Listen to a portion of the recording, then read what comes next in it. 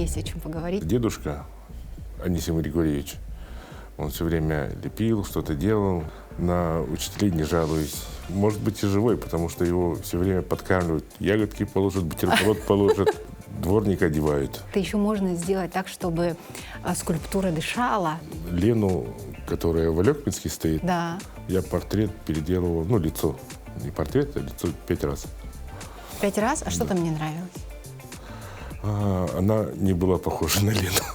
Я пожелаю нашим зрителям слепить свое счастье. Николай Чудчасов родился в Верхневилюйске. Является внуком народного мастера Анисима Прокопьева. Окончил Якутское художественное училище имени Романова по специальности резчик по дереву и Санкт-Петербургскую академию художеств имени Репина по специальности скульптор.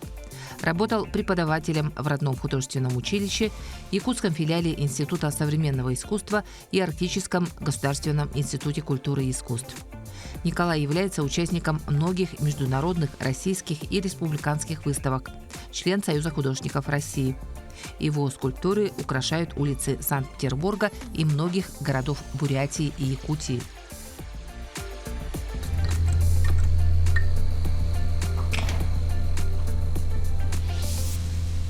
Здравствуйте, Николай. Добрый день. Спасибо большое, что откликнулись на наше приглашение. Вам спасибо. Мне кажется, нам есть о чем поговорить. Во всяком случае, у меня много вопросов, которые я бы хотела вам задать. Хорошо. Ну, начнем, наверное, с самой базы. С того, что вам повезло, вам было у кого учиться, у вас такая родовая большая история художественная, да, много людей художественно одаренных.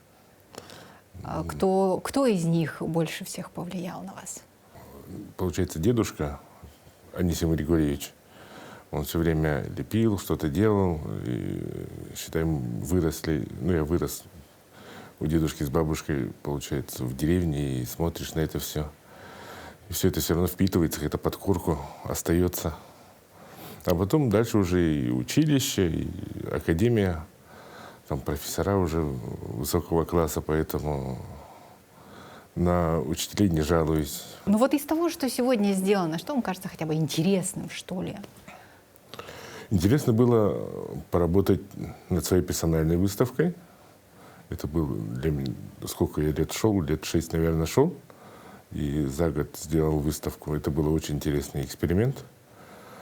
Надо бы продолжить, но пока как-то вдохновения нет, что ли, продолжать.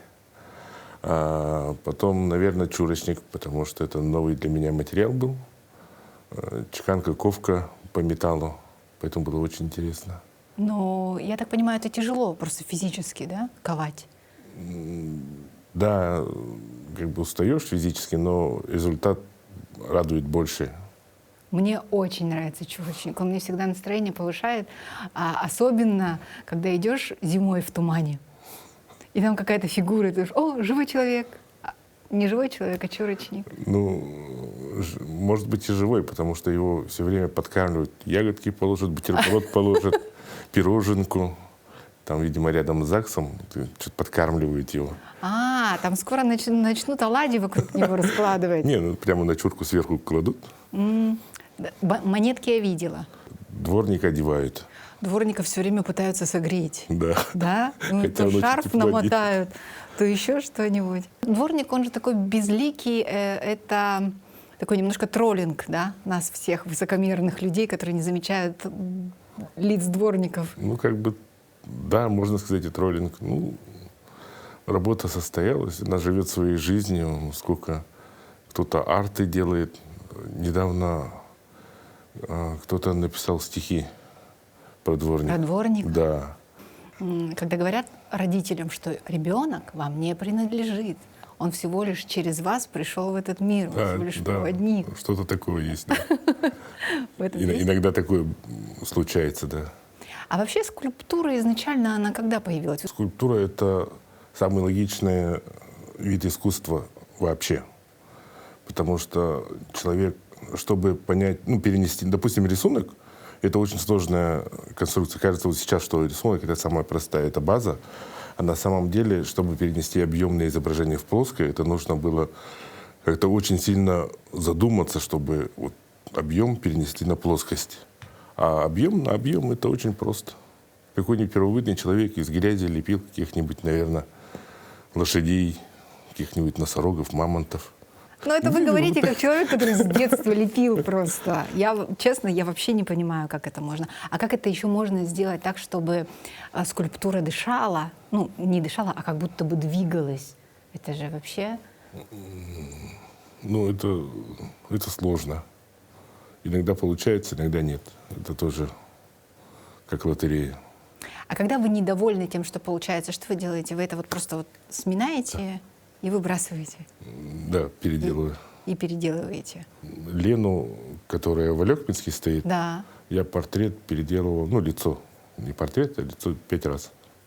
5 раз? А что там не нравилось? Она не была похожа на Лену. Как объяснили алекминцы, они находятся где-то посередине, больше к началу, и поэтому она еще молодая. Она зрелая женщина, а там уже где-то в Тиксе она уже, да... Старушка. Да.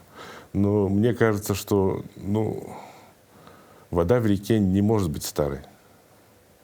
Она же все время течет, все время новая, все время молодая, всегда свежая. Она не может застояться. Я когда готовилась, очень хотела вам как раз-таки задать вопрос, а потом наткнулась на одно из ваших интервью, в котором вы сказали, что скульпторам нельзя задавать такие вопросы. Поэтому я задам вопрос о вопросе. Почему нельзя спрашивать у скульптора, какой его любимый материал? Ну это же совершенно простой. Скульптор — это, получается, пластификатор. Он создает что-то объемное, а материал не имеет значения. Можно из металла, можно что-то из текущего, из чего-то. Но это не важно. Это не Да, важно. важен результат, замысел и результат. Да. Вот как если вот я задумал в каком-то материале, иногда бывает такое, что ты представляешь какой-то материал для работы. И вот поэтому иногда приходится работать. Вот с чурочником никогда не работал с металлом. Вот я представил, что он должен быть как простой человек, простой работник из простого материала. Вот как бы материал диктует. Задумка диктует материал. Да. Интересно. И там же, в том же интервью, вы сказали о том, что лучше бы спросили, с каким материалом я бы хотел поработать. Да. Типа, с каким материалом я еще не работал. Вот с каким материалом вы бы хотели поработать и еще не работали? Ну, сейчас, наверное, только пластик остался.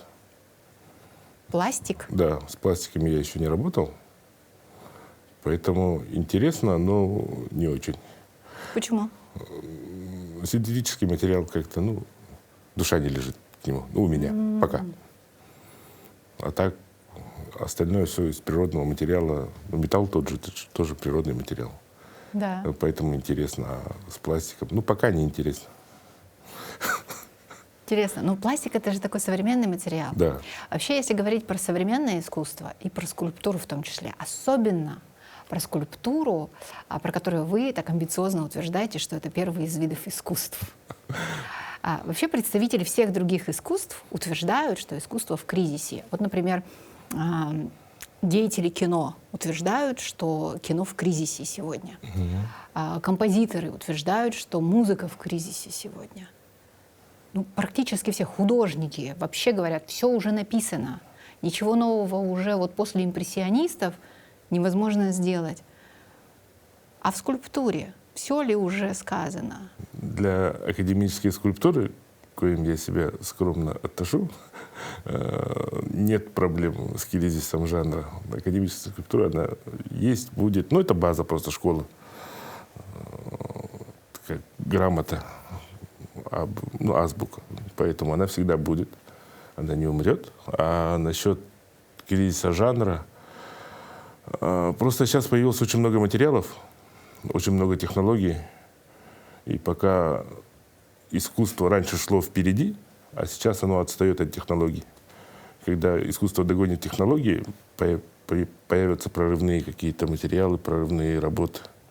Пока мы просто отстали от прогресса. Да? Мы — это вообще человечество или конкретно мы как регион? Культура. Культура вообще мировая вся. Да?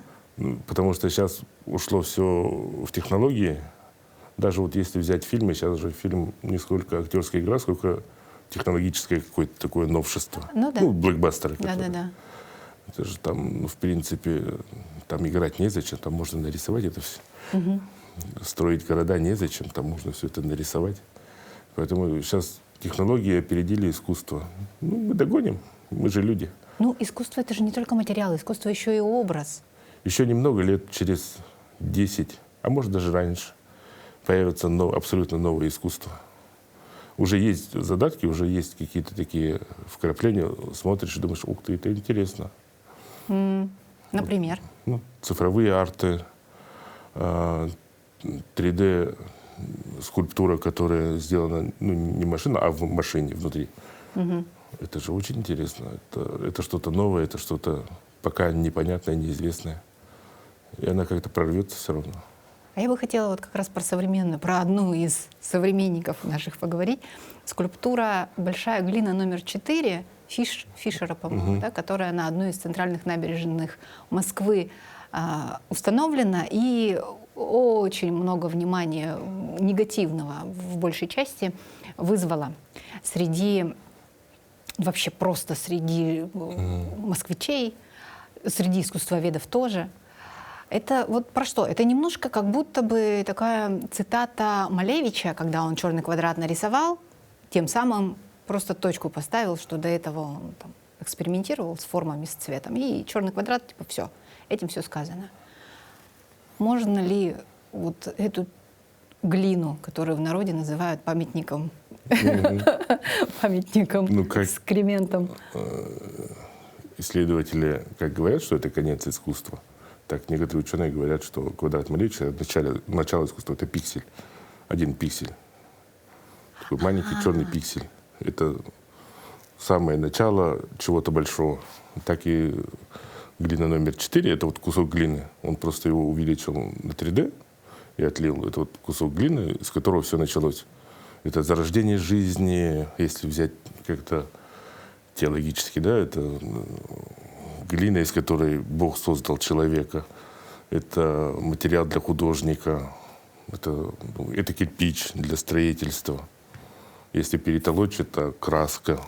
Кусок глины — это начало, это не конец. Как по спирали, да, пошли в ту же точку, с которой начали, просто в увеличенном. Да, сейчас все большое, небоскребы и так далее, поэтому кусок глины стал побольше.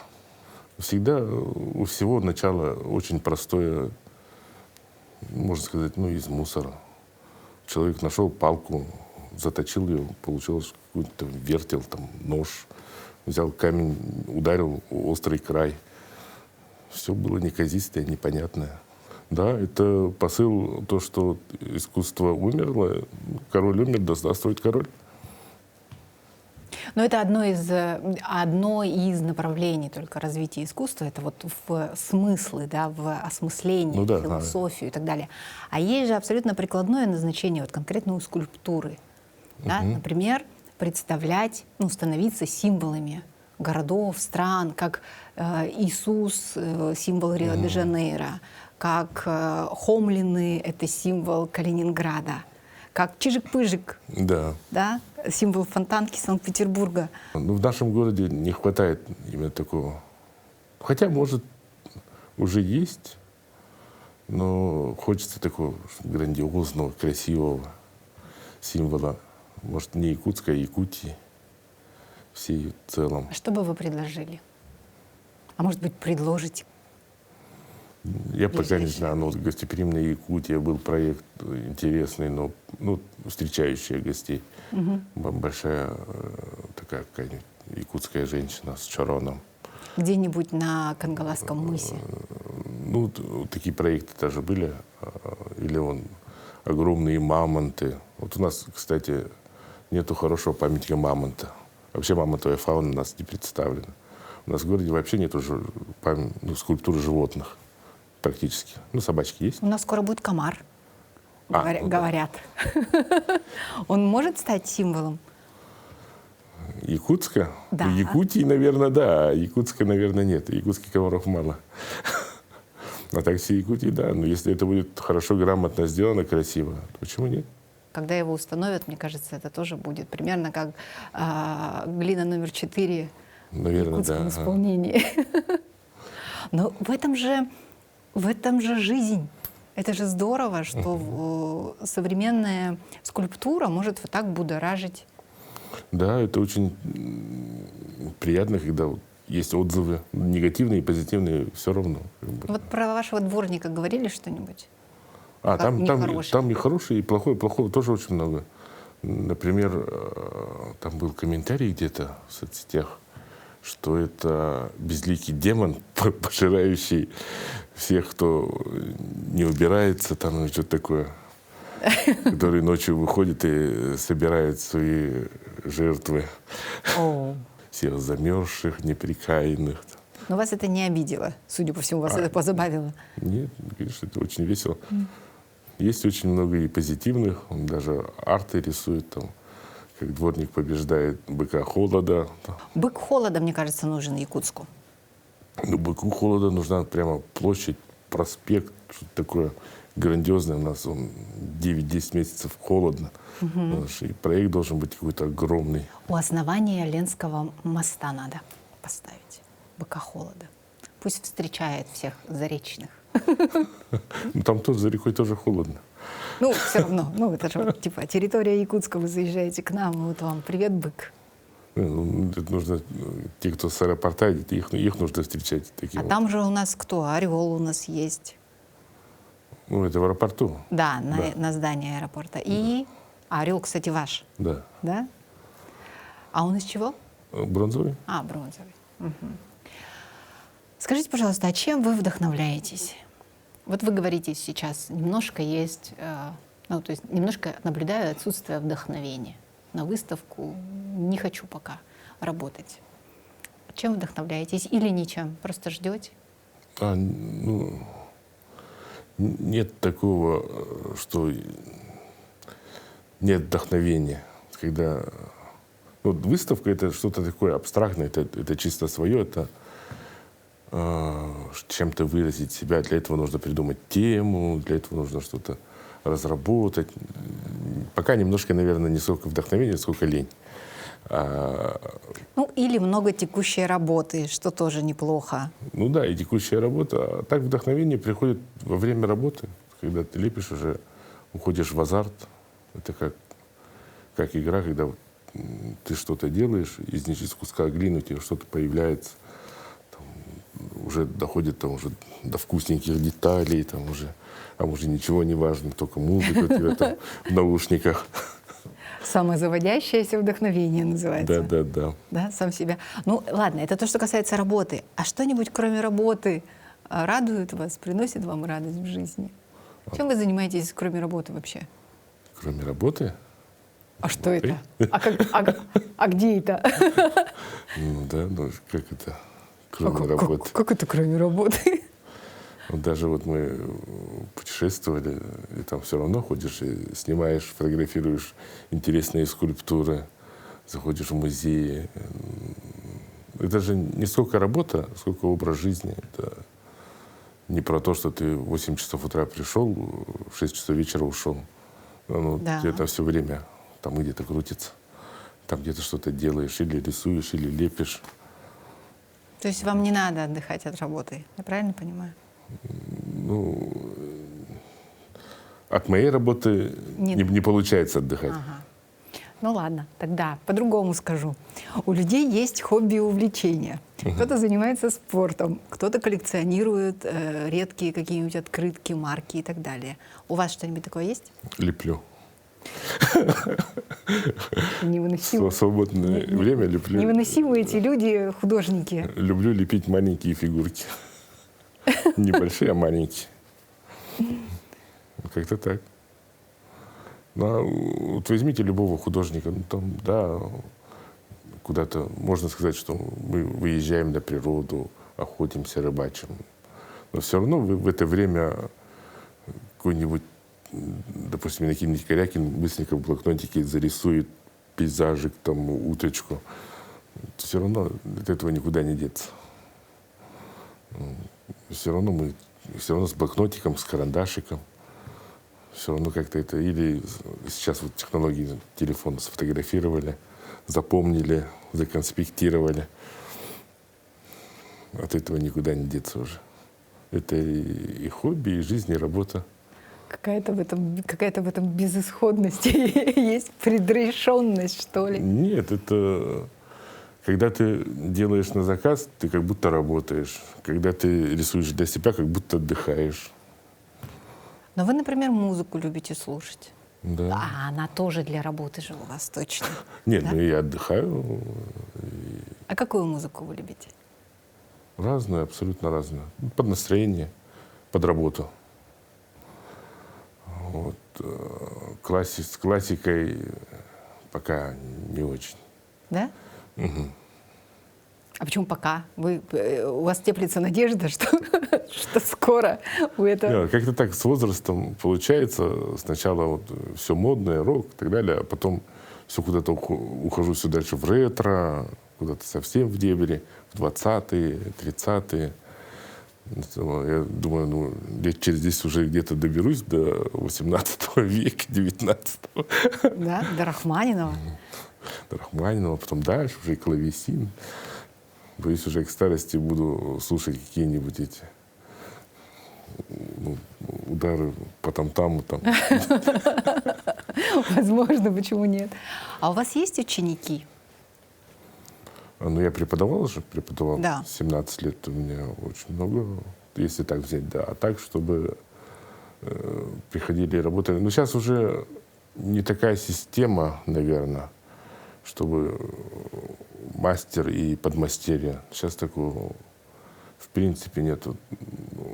Учеба в вузах дает гораздо больше, чем работая подмастерьем. Ага, да? Ну, там система такая же. Там ты приходишь к профессору, ну, вот как и в кино, тогда ты приходишь к мастеру и как будто не учишься, а работаешь подмастерьем. Практику Да, нарабатываешь. это практика. Ну, то есть у вас ученики... Вот есть скульпторы, которых вы бы точно назвали, вот это мой ученик? А, нет, таких... Таких нет. Да. То есть вам, по большому счету, вот знания свои, да, благословения вот в профессию дал дедушка ваш. Да. А вы, ну, сына, может быть, вы ввели? А сын у меня занимается физикой. Там, как это называется-то?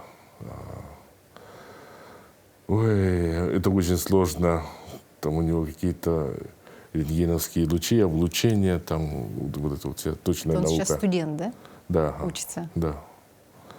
Там точные науки, дозировки, какие-то эти. Не захотел по стопам папы пойти? Ну, как сказать, я же тоже на физмате учился. В принципе, если бы меня там не сдуло в художнике, возможно, я был бы каким-нибудь тоже физиком. То есть по стопам, просто в другую сторону. Да, да. Отлично. Ну, давайте немножко про будущее поговорим. Вы вообще любите там мечтать, может, планировать? Или вы не делитесь планами, как человек суеверный? Да нет, ну, какие планы? Если творческие планы, то сделать еще пару персональных выставок, сделать какую-нибудь конную статую. Ну, об этом мечтают все академические скульпторы. Конную статую? Да. Почему? Потому что там движения много, да? Это интересно, это сложно, это очень сложно и очень интересно. Потому что сложно. Вот. Об этом мечтают все те, кто отучились в вузе там, на классического скульптора. Они все повернуты на этом. Конная статуя — это наш предел мечтаний. Так. Вот. Вот мои мечты, наверное, творческие. Еще что? Мастерскую хорошую, да. Большую, светлую. Недалеко от центра. А сейчас у вас где мастерская находится? В районе авиагруппы. Ага. Там мы арендуем помещение. Хочется в центр, да? Не, ну, хорошо же, когда в центре, а тут Ну да, на согласна. отшибе тоже не очень весело. Мгм. Персональная выставка, мастерская и что-нибудь для себя, для души что-нибудь еще. Для души, Путешествие в страну какую-нибудь. ну, наверное, да. Попутешествовать еще пару раз, тройку, десяток раз. Какой, Ну ладно, раз в год. какой край света больше тянет? А все туда же, в Японию. Почему? Там как-то очень спокойно, как-то очень аккуратно. Очень все маленькое. Да, я люблю все такое компактное, маленькое. Не знаю, как-то, наверное, подошло по духу. Здорово, здорово. И мы обычно традиционно просим пожелать нашим зрителям чего-нибудь от души. Что сейчас людям желают? Вот это все равно, что вот подарок, Что дарить, да? да, вот, Да. состоящемуся человеку. Вроде все есть, но вроде бы и ничего не нужно, а хочется что-то приятное. Вот, и так же и с пожеланиями. И неформальное, главное. Да, что-то такое. Я пожелаю нашим зрителям слепить свое счастье. Вау. Наверное, ну или подтачивать свое здоровье, чтобы оно было идеальное. Ну, отлично. Нет, слепить свое счастье, мне кажется, это очень, очень здорово. Спасибо большое, что пришли. Я вам тоже желаю лепить свое счастье, свое представление о нем. Спасибо. Спасибо. Будем стараться.